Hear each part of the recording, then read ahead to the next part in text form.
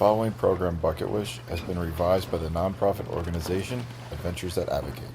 While these original adventures were filmed in New Zealand, the creator has now filmed locally to provide this exclusive series as introduced next. To all those at MVTV and the wonderful island of Martha's Vineyard, thank you. We hope this inspires and motivates others to get involved with any Adventures That Advocate Martha's Vineyard. A rock wall? How cool is that? Welcome to Adventures That Advocate. It reminds me of the time we went spelunking in a cave in New Zealand. On this episode of Bucket Wish, we've got two lucky teens for a very special episode. Come with me as they attempt the highest commercial abseil in the world from a cave.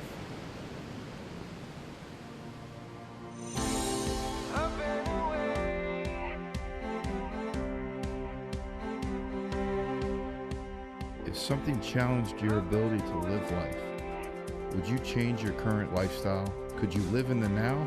And would you see the positive? Over the past 3 years, I've checked off my own bucket list adventures, and now it's time to pay it forward. Up and away, like I'm flying out of a picture frame. Join me each week as we take two lucky teens on the adventures of a lifetime, checking off their own bucket list items, one wish at a time.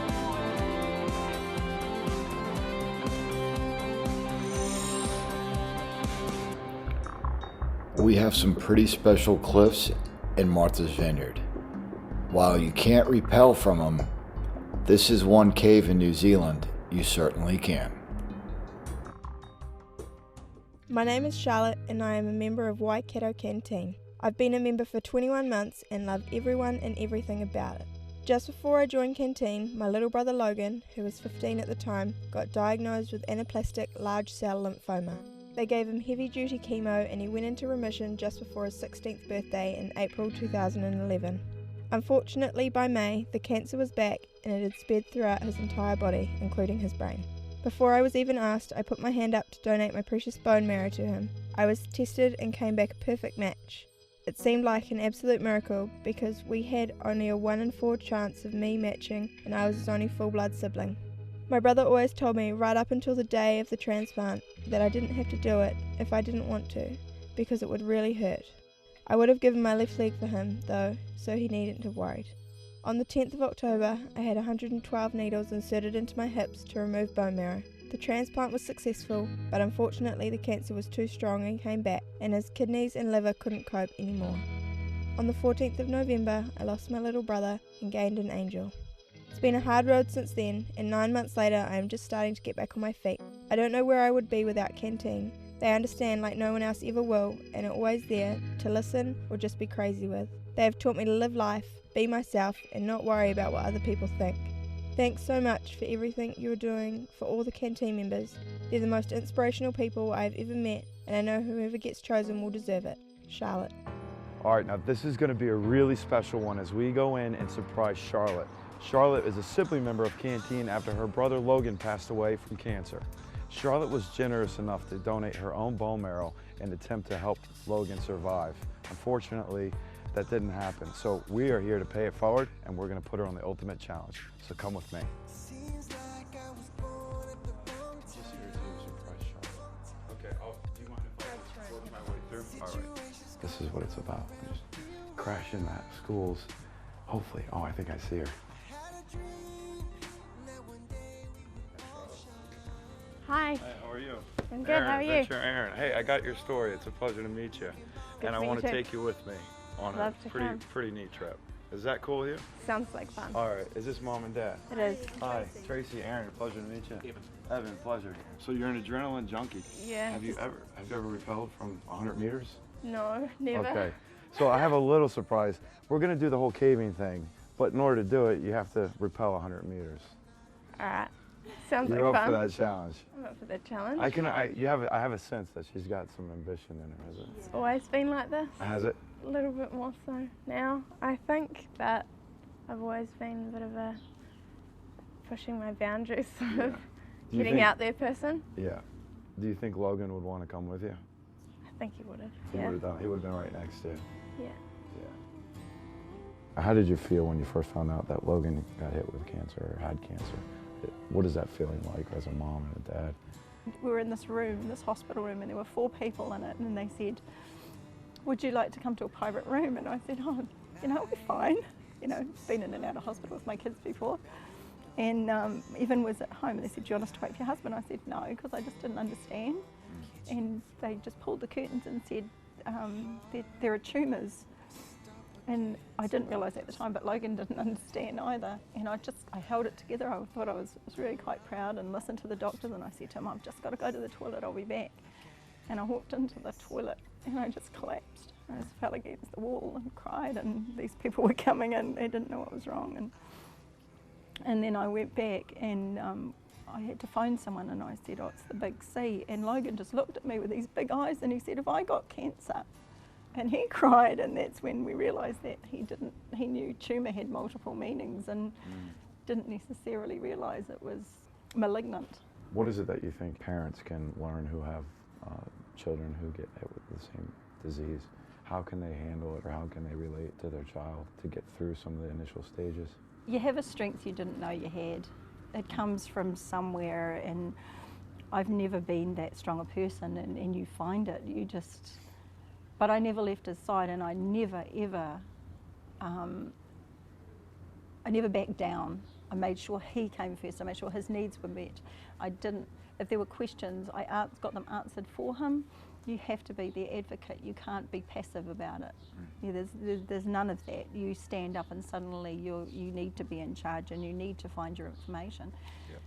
And I spent so much time doing that. 1 year and 9 days was all we had from the start to the end. Everyone says you got to see the positive and things happen for a reason. I hear that, and I'm still trying to figure that out. Do you think there's any positive, or things happen for a reason? You lose them, there's no positives out of it. There's not. Yeah, that was a powerful interview. I'm not sure that there's a positive to this whole story, but certainly if anyone can find it, I think it's going to be Charlotte after she does this adventure. And maybe we can answer the question, do things happen for a reason, and is there always a positive? So. We're crashing Waikato University, and Nathan, I'm coming for you. You wrote me a really unselfish letter offering your adventure up to someone else, but guess what? You're actually going on it, so let's go get him. Hi Aaron, my name is Nathan, and I'm a member of the Canteen Hamilton branch. I have been a canteener for 3 years now, and just attended my second camp. I have always been mad keen on the outdoors, hunting, fishing, diving, and anything adventure. And as my strength continues to build post-treatment and surgery, I begin to do the things I love again. Therefore, I'd like to give blackwater rafting a go. Writing a message as to why I deserve this is hard, when I know others have had a far harder journey than I have. Giving any one of us a gift such as this would be a privilege never forgotten. As someone who has also been in our position, I am sure you can appreciate the second chance we have, to be thankful for each day and the opportunities that day presents. Therefore, my application is not only for blackwater rafting, but for the opportunity to share in the hope that people such as yourself inspire in people such as me. Thank you for considering my application. Nathan. Nathan. Aaron. Adventure Aaron. How are you, man? Are you ready to do some adventures, man? Absolutely. Dude, let's take a walk. I want to find out some more. Is this your ex-girlfriend? Melissa, Aaron. Oh, it's a pleasure. I got to hear more about this story. Is it cool if we get out of this it's a little busy right here, yeah? All right, come on. You seem like you can take a challenge, man. Yeah, well, try. Yeah. Try. So when did you get hit with cancer? 2009. Yeah, it was when I got diagnosed, right at the start in January. And what were you doing at the time when you got hit? Well, prior to that, the year before, I was playing touch, and I tore my inner thigh muscle, and that's eventually how they found out in January through scans and all that kind of jazz. But where was it exactly? it's in my right thigh. It was a tumor? Bone cancer, yeah. Bone cancer. So what did it take to get rid of it? 14 treatments of chemo, and a surgery where they removed 3 of my 4 thigh muscles and my femur. Oh, wow. Yeah, hip replacement as well. So you do the monthly checkups now? Yeah, I'm out to every 6 months now with 2 separate guys, so it's like every 3 months. All right, so you were playing touch beforehand, but now, fair to say that you've got a little bit of adrenaline in you? Yep, I'm still real into like my outdoors, my hunting and all that kind of stuff, so I love my adventure stuff, yeah, for sure. So you're living in the now, Yeah, absolutely. and that's what this is about? Yep. Sweet. Well, I got a big challenge. Yep, I'm ready. We're not doing Bring the cave. it, We're bring not doing the black water. That's cool. We're actually rappelling 100 meters down. Sweet, not scared of heights. Good, because maybe my camera guys are. So you can actually help them. Were you with him when he first found out? Yes, I was. And what was that like? It was a pretty big shock, really. Something we weren't expecting, and definitely something life-changing. But Was he in denial? yes, at the start he was. Okay. It took a long time to process that he had cancer and to start looking forward and trying to face it. What was your reaction when you first found out that he had it? I just wanted to know all the facts straight away, know exactly what we were dealing with, and I guess that was the first reaction for me. It might have been different for him, but once I knew the facts, I guess we set goals from there and tried to look positively straight away. Were you with him through the chemo? How was that? That was definitely very hard.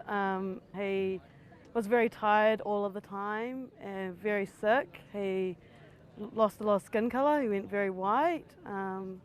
And yeah, he had a hard year full of chemo. Very hard year. What was the toughest part for you dealing with it?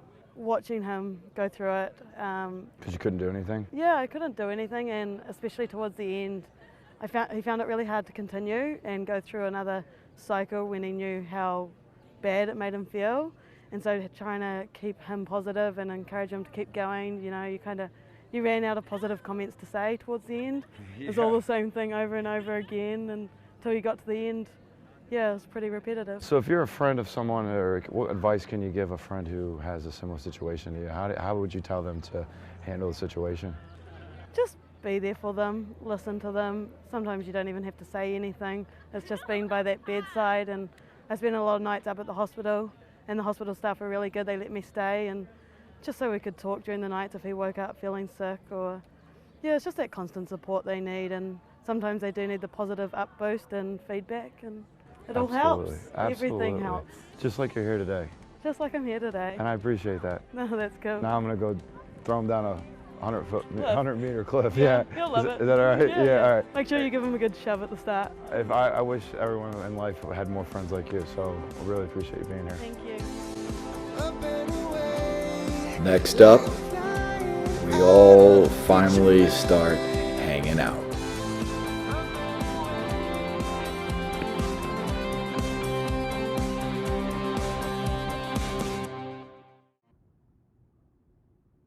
Enjoying the show? Thanks for watching. Check out some more adventures that you can do and get involved in right here.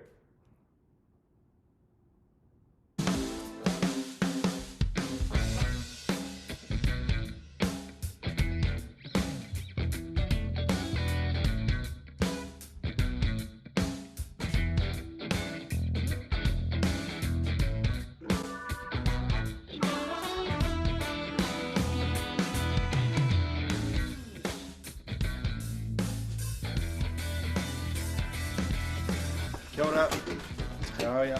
We're here at the Lost World Shed, about to get geared up into some caving get-up equipment and stuff like that, including harnesses, cow's towels, helmets, cool caving boots which sort of resemble abattoir boots. You know, they copied off us, and some overalls and stuff like that, and then we're going to go caving, so into it.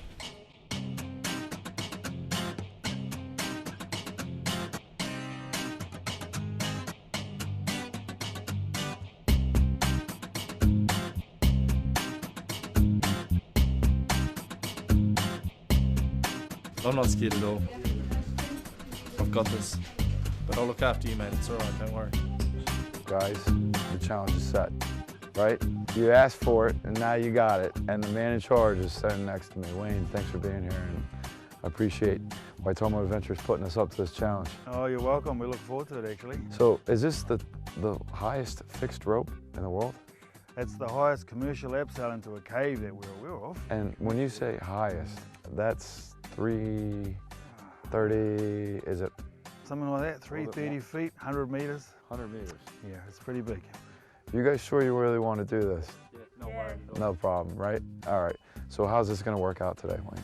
Oh, we're going to go around and do some safety briefing, let you know what you're in for and how to keep yourself safe. And then from that point on, we're basically into it, hook you up onto the ropes, and we're abseiling.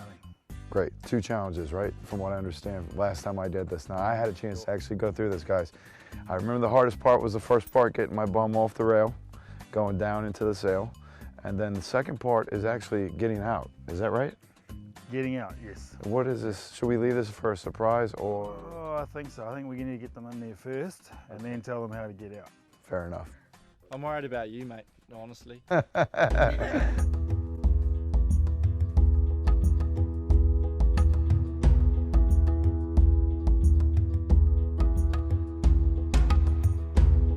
The reason it was called a lost world is that it was actually described as a lost world when the explorers, or the first discoverers of this cave, came through here back in 1906, so over 100 years ago. And bearing in mind this whole area was still covered in very dense native bush, and they were looking to lay down some railway tracks at the time, so they were surveyors working for the railway. And they stumbled across what is now known as the window, which is just behind us, and saw the lost world and described it as looking through a window into a lost world.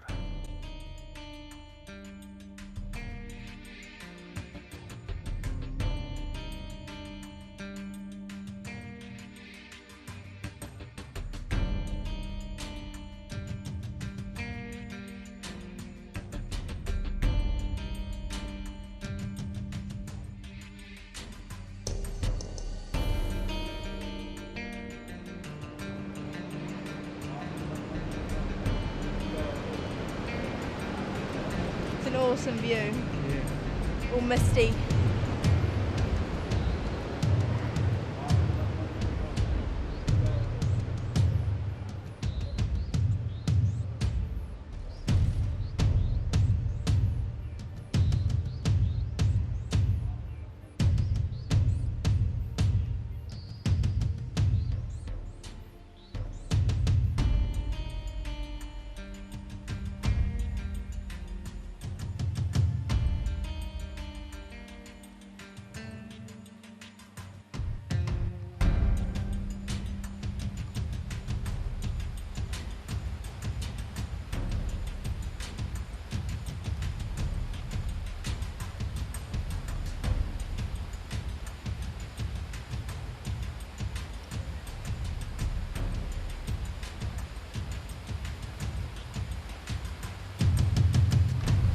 How was that, man? It was brilliant, unbelievable. Yeah.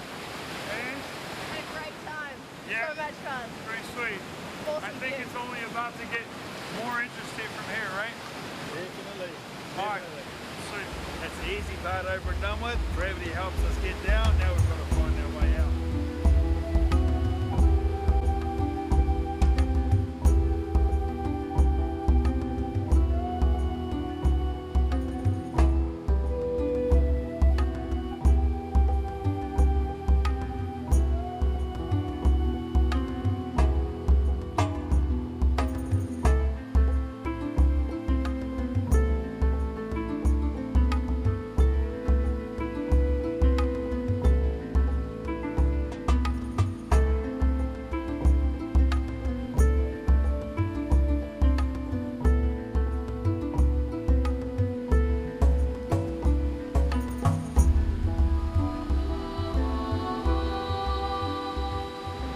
Charlotte, this is the final out. All right, they call it the stairway to heaven, and that's got some meaning behind it, right? Thank you for at least coming on my trip. For me, it's been just as rewarding for me as I hope it has for you. It feels like it was just 3 hours ago that we met for the first time, and your story is amazing, and your mom and dad were really, the fact that they shared that story with me was really impressive. And listen, my heart's to you, and I know Logan would probably be really proud of you as well. Think you can do this one? I hope I can. Your legs all right, right? Yeah, they work fine. Yeah. Sure, All right, so yeah. how high are we going? 30 meters. 30 meters. 30 meters. Sure, I'll go. I think you can do it. See you at the top. See you at the top.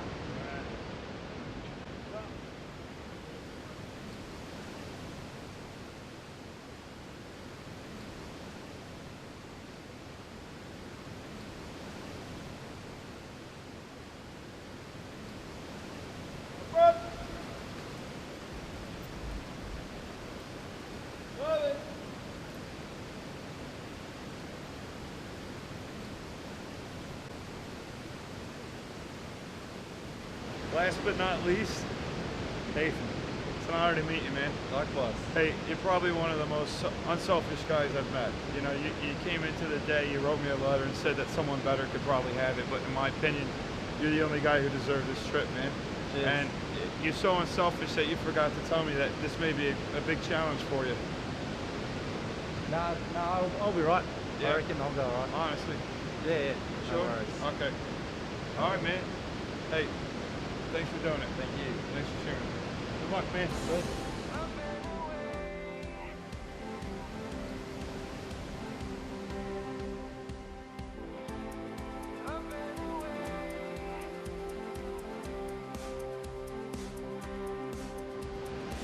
You'd never know that he had surgery in his leg. That's how unselfish he is. You don't even know the guy is in pain. He's doing a great job. Up and away, like I'm flying out of the picture frame. Up and away to high. Wish that I could fly, pray that I won't fall. Gonna shoot through the sky like a cannonball. I can leave this place